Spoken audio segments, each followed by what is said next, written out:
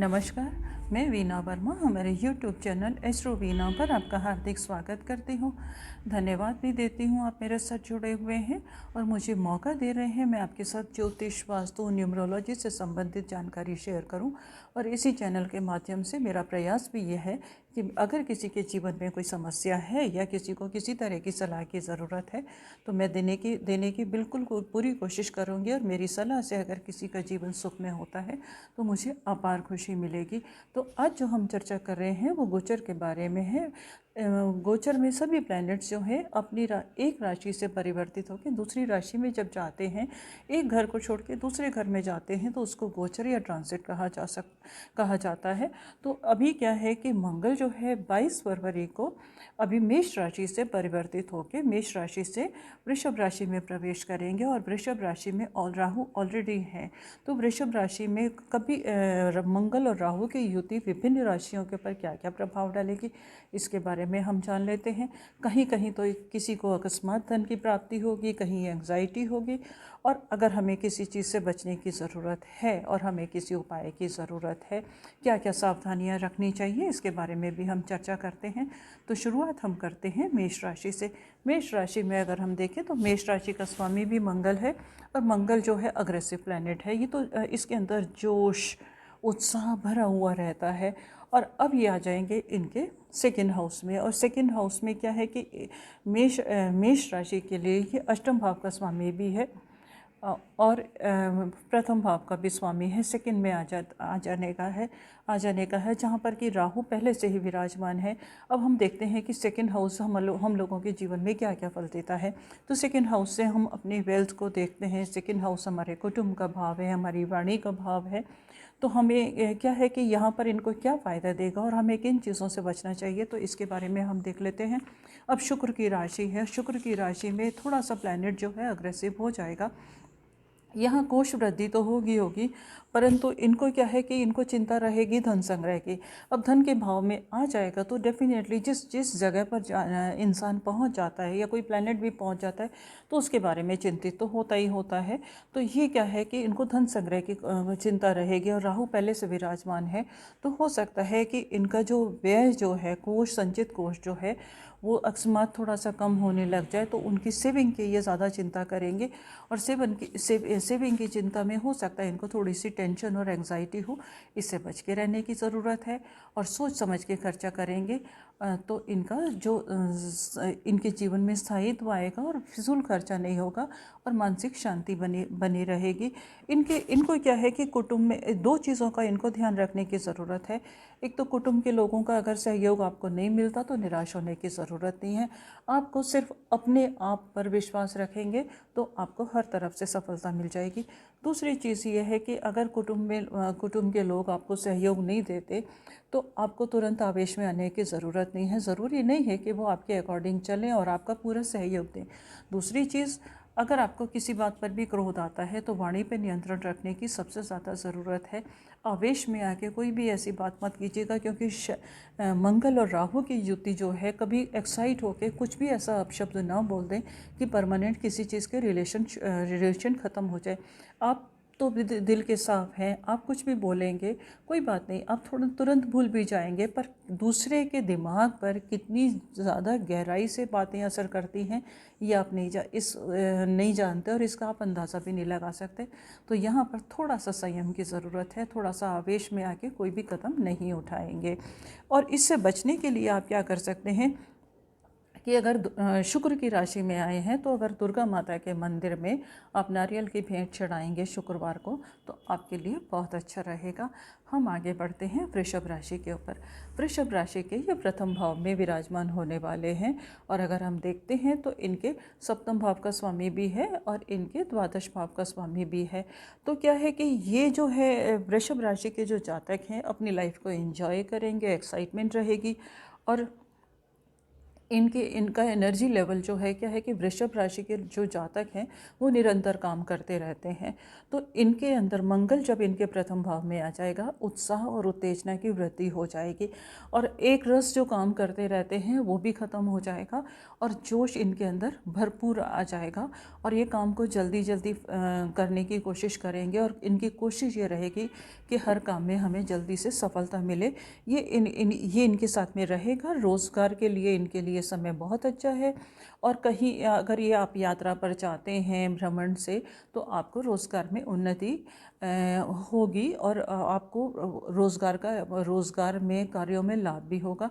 परंतु आपको मतलब अपने आलस्य का त्याग करके अगर आप तुरंत निकल जाएंगे तो डेफिनेटली आपको फ़ायदे होने की पूरी उम्मीद है। और कभी कभी ऐसा है कि इस समय में आप अतिरिक्त श्रम करेंगे तो अतिरिक्त श्रम करने से क्या है कि कभी कभी उदासीनता हो जाती है, थकान हो जाती है। तो आपको सेहत का ध्यान रखने की बहुत ज़्यादा ज़रूरत है।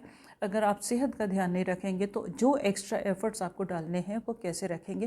बीच बीच में थोड़ा सा रिलैक्स भी रहिएगा और जो कुछ पसंद आए उसको एंजॉय कीजिएगा। लाइफ को एंजॉय करके आगे बढ़ेंगे तो आपको अपार सफलता मिलने की पूरी उम्मीद है। क्रोध पर नियंत्रण भी रखने की ज़रूरत है क्योंकि मंगल जो है प्रथम भाव में आ जाएंगे और अगर किसी काम में डिले होगी तो हो सकता है आपको एंग्जाइटी हो। तो उस वक्त आप थोड़ा सा रिलैक्स रहिएगा क्योंकि काम जो है वो समय पर ही होगा। जैसे जैसे घड़ी की सुइयाँ जैसे आगे बढ़ेंगी, आराम से अपने समय पर ही आगे बढ़ती हैं, उसी तरह से काम आपका समय पर होगा। थोड़ा सा आवेश में नहीं आइएगा। और आपके लिए क्या है कि अगर आप कन्या पूजन करेंगे, कन्याओं को कुछ गिफ्ट देंगे या कोई भी चीज़ आप उनको माता के मंदिर में जाकर भी कन्या पूजन करते हैं, अगर कोई नहीं लेता और कन्याओं को जैसे भी आप उनको कुछ खाने की चीज़ भेंट करेंगे तो आपके लिए शुभ रहेगा। हम आगे बढ़ते हैं मिथुन राशि के ऊपर।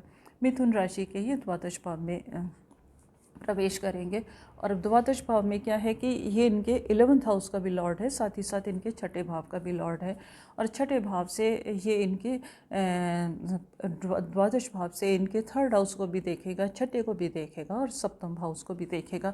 यहाँ पर इनके साथ क्या है कि द्वादश भाव में इनका मन जो है एकदम से चेंजेस के लिए भागेगा। मन करेगा कि हम तुरंत अपना लाइफस्टाइल चेंज करें, घूमने निकल जाएं, कुछ ना कुछ नया करने की उत्साह इनके जीवन में रहेगा। साथ ही साथ ये अगर बाहरी स्थानों पर जाएंगे, बाहर के लोगों से इनको भरपूर सहयोग मिलेगा और वहाँ से इनके कार्यों में उन्नति भी होगी।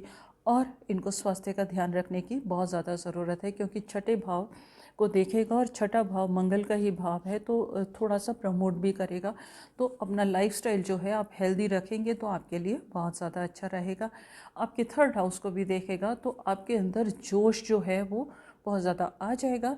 पर उत्तेजना से बचना भी बहुत ज़्यादा ज़रूरी है क्योंकि कभी कभी ऐसा हो जाता है कि हम जब ज़्यादा उत्तेजित हो जाते हैं तो हमारे डिसीज़न कभी कभी गलत हो जाते हैं।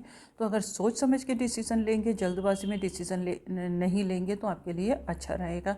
साथ ही साथ मंगल की जो दृष्टि है आपके सप्तम भाव पर भी पड़ रही है तो आपके लिए विशेष रूप से अपने जीवन साथी के साथ संबंध जो है मधुर बना के रखने की ज़रूरत है। हो सकता है आपको कोई उनकी बात बुरी लग जाए या आपकी तरफ से उनके लिए कुछ ऐसा ना हो जाए कि आप संबंधों में थोड़ा सा मतभेद हो, तो आपके लिए अच्छा रहेगा।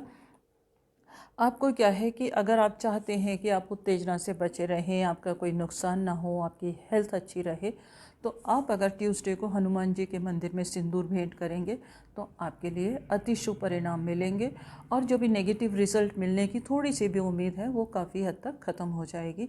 हम आगे बढ़ते हैं कर्क राशि के ऊपर।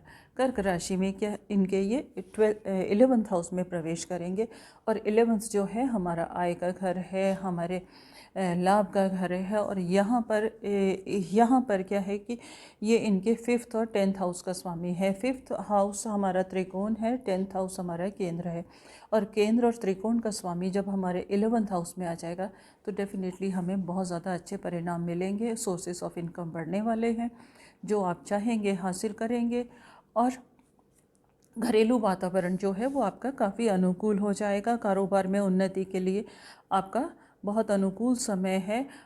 संतान की तरफ से आपको थोड़ा सा है कि मतभेद होने की संभावना है क्योंकि अग्रेसिव प्लैनेट है और पंचम भाव को देख रहे हैं तो आपको थोड़ा सा कंट्रोल में रखने की ज़रूरत है। थोड़ा सा संतान के साथ आप खुद से ही मधुर व्यवहार करेंगे तो आपके लिए अच्छा रहेगा। मैं जानती हूँ कि कर्क राशि के जो जातक हैं तुरंत आवेश में नहीं आते, परंतु कभी कभी ऐसा होता है कि मूड में आके या कोई भी चीज़ अगर आपको समझ में नहीं आती है या आपके अकॉर्डिंग नहीं चलती है तो आपको थोड़ा सा पेशेंस रखने की ज़रूरत है। संतान के साथ मधुर संबंध बना के रखिएगा। और अगर आप शिक्षा के क्षेत्र से जुड़े हैं तो आपको एक्स्ट्रा एफर्ट्स करके शिक्षा की तरफ ध्यान देने की ज़रूरत है। थोड़ा सा स्वास्थ्य का ध्यान रखने की भी ज़रूरत है, क्योंकि यहाँ से ये छठे हाउस को भी देख रहे हैं। तो अगर आपके जीवन शैली में लापरवाही नहीं होगी तो आपका स्वास्थ्य जो है उत्तम रहने वाला है। बस अपनी एक्टिविटीज़ को बरकरार रखिएगा, अपने खाने पर नियंत्रण रखिएगा, साथ ही साथ अपनी फिज़िकल एक्टिविटीज़ बरकरार रखेंगे तो कोई परेशानी नहीं होगी। इस समय का आप सदुपयोग कीजिएगा। हम आगे बढ़ते हैं सिंह राशि के ऊपर। सिंह राशि में ये इनके 10th हाउस में विराजमान होने वाले हैं और 10th हाउस में राहु ऑलरेडी है। तो यहाँ पर क्या है कि ये जो है इनके 4th और भाग्य स्थान के स्वामी हैं। अब भाग्य स्थान का स्वामी अगर इनके 10th हाउस में आ जाएगा तो कर्म के लिए आप प्रोत्साहित होकर अगर आप काम करेंगे तो डेफिनेटली आपका भाग्य भी साथ देगा। बस आपको काम करने की ज़रूरत है। राहु जो है कभी कभी अड़चन डालने की कोशिश करेगा, आपको बैक करने की कोशिश करेगा, परंतु आपको निराश होने की ज़रूरत नहीं है। बैक नहीं करेंगे तो आपको हर कार्यों में सफलता मिलेगी। जैसा आप चाहेंगे आपको रिजल्ट मिलेगा। थोड़ा सा अगर आवेश आ जाता है आपके जीवन में और थोड़ा सा एंग्जाइटी होती है तो उसको अवॉइड कीजिएगा, क्योंकि मंगल की जो चौथी दृष्टि है आपके प्रथम भाव पर पड़ेगी। तो अगर कभी कभी ऐसा होता है कि परिस्थिति हमारे अनुकूल नहीं होती तो हम इरिटेट हो जाते हैं, तो इरिटेट होने की ज़रूरत नहीं है। स्वाभिमान को बरकरार रखिएगा। सोसाइटी में आपको रेपुटेशन पूरी मिलने वाली है, बड़े बड़े लोगों में आपका सम्मान भी होगा। बस नियंत्रण की ज़रूरत है, सोच समझ के आगे बढ़ने की ज़रूरत है। साथ ही इसकी दृष्टि जो है चतुर्थ भाव पर भी पड़ेगी और चतुर्थ भाव जो है माता के सुख का भाव भी है, भूमि का भी भाव है और साथ ही साथ वाहन का भी भाव है। तो यहाँ से आपको सुख मिलने वाला है और मदरली और एल्डरली लोग जो हैं, एल्डरली लेडीज़ जो हैं आपको फुल सपोर्ट करने वाली हैं। उनके सहयोग से आप आगे बढ़ेंगे तो आपके लिए उत्तम रहेगा। अगर आप स्टूडेंट हैं तो कंसंट्रेशन में प्रॉब्लम होगी, तो आपको थोड़े से एक्स्ट्रा एफर्ट्स डालने की ज़रूरत है। चाहती हूँ कि आप इस समय का सदुपयोग कीजिएगा और सदुपयोग करके आगे बढ़िएगा, कारोबार में उन्नति कीजिएगा। हम आगे चलते हैं कन्या राशि के ऊपर। कन्या राशि के ये भाग्य स्थान में प्रवेश करेंगे और भाग्य स्थान में प्रवेश करेंगे जहाँ पर ऑलरेडी राहु विराजमान है।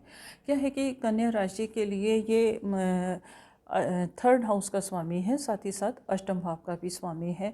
आपको कार्यों में सफलता तो मिलेगी, परंतु आत्मविश्वास से आगे बढ़ने की ज़्यादा ज़रूरत है।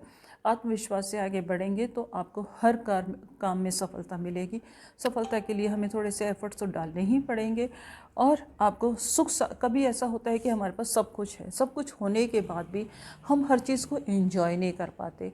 तो आपको मतलब ऐसा लगेगा कि जैसे आपके पास सब कुछ है, घर है, वाहन है, अच्छा परिवार भी है, आप उन खुशियों में पूरी तरह से इन्वॉल्व नहीं हो पा रहे। ये चीज़ आपको हमेशा सताएगी, परंतु घबराने की कोई ज़रूरत नहीं है। आप कुछ भी अपनी खुशी आपको ढूंढने की ज़रूरत है और हर पल को एंजॉय करके काम करेंगे तो आपको सफलता मिलेगी।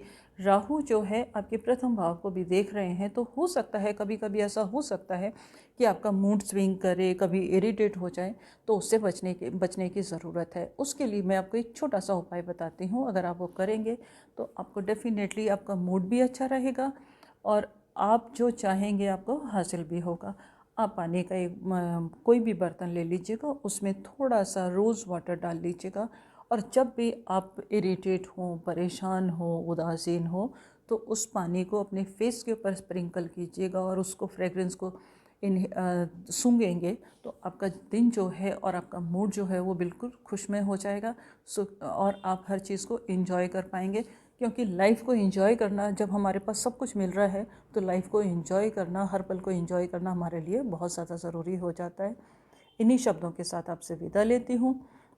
आप मुझे कमेंट बॉक्स में ज़रूर बताइएगा कि ये भी जानकारी से आपको कितना लाभ हो रहा है, और अगर आप कुछ जानना चाहते हैं तो आप मुझे लिख सकते हैं, आप मुझे मेल कर सकते हैं, मैसेज कर सकते हैं। मैं उसको समाधान देने की पूरी कोशिश करूँगी। और जाते जाते अगर आपने अभी तक मेरा चैनल सब्सक्राइब नहीं किया तो इसे सब्सक्राइब करना बिल्कुल मत भूलिएगा, लाइक की भी कीजिएगा, जिससे मुझे भी प्रोत्साहन मिले कि मैं आपके साथ ज़्यादा